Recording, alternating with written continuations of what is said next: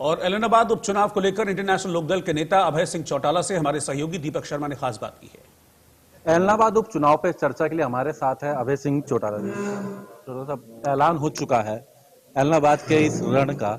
सबसे पहले तो किस तरह से देखते हैं, क्या कुछ एजेंडा रहेगा, क्योंकि किसानों के मुद्दे पर आप इस्तीफा देकर के आए थे, अब फिर से एक मैदान में आपके सामने सरकार के कहीं ना कहीं हम कहें तो बीजेपी या जेजेपी का उम्मीदवार भी होगा, कांग्रेस का भी होगा, किस तरीके से रणनीति? इस चुनाव को सरकार जो है टालना चाहती थी, बहुत प्रयास किए टालने के।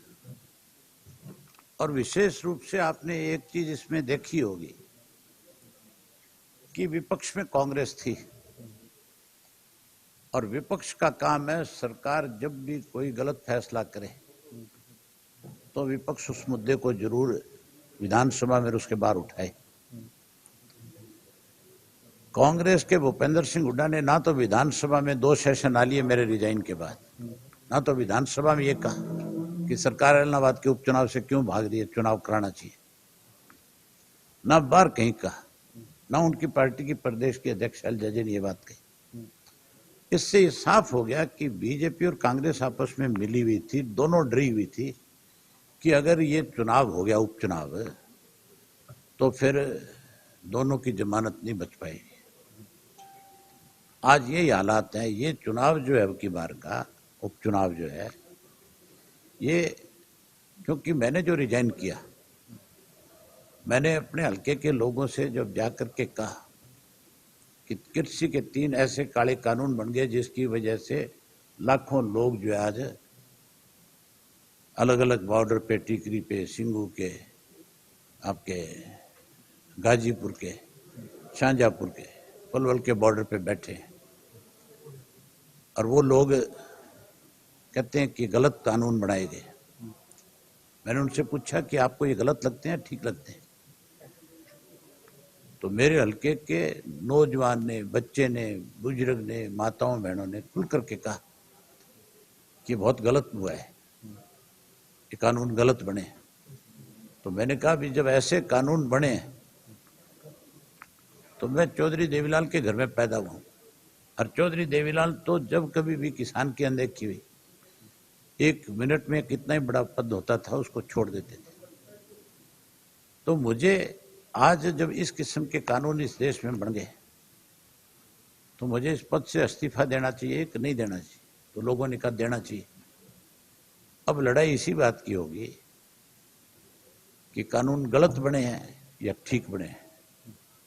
लोग इस बात का फैसला और करेंगे एक बार। इसमें कोई दो राय नहीं कि किसानों का मुद्दा था, लेकिन अब इस उपचुनाव में क्या केवल किसानों का मुद्दा रहेगा, तीनों कृषि कानून रहेंगे, या विकास का या अनदेखी का, इस तरह के कोई मामले भी आप देखते हैं मुद्दे? बाकी मुद्दे इसके सामने सारे गौन हो जाते हैं। आज देश के किसान के लिए केवल एक मुद्दा है, कृषि के 3 काले कानून। और एलनाबाद विधानसभा क्षेत्र ऐसा है जो सारा किसान बहुल है, वहां तो मुद्दा ही एक होगा, किसान होगा। यहाँ प्रदेश भाजपा अध्यक्ष कह रहे हैं कि उनके लिए तो एक अवसर आया है बीजेपी जेजेपी के लिए, ये उपचुनाव एलनाबाद का। तो इस अवसर का धनखड़ साहब को लाभ उठाना चाहिए। वो विधानसभा का चुनाव हार गए थे, अब उनको दोबारा एलनाबाद से चुनाव लड़ना चाहिए। इस अवसर का तो अगर वो कहते हैं कि हमारे लिए अवसर है तो लाभ लेना चाहिए कि नहीं लेना चाहिए? मैं इस आपके माध्यम से उनको इनवाइट करता हूं कि आप और आकर के चुनाव लड़ो, इस अवसर को गंवाओ मत। इनेलो से कौन होंगे उम्मीदवार, वो तो आप उनको निमंत्रण दें, इनेलो के उम्मीदवार कौन होंगे, इसको लेके कब तक निर्णय होगा, क्या कुछ चर्चा इसको लेके? इस्तीफे का मेरे का फैसला वहां की जनता ने किया, उम्मीदवार का फैसला भी इलाहाबाद की जनता करेगी। कब तक? 3 तारीख को कर देगी।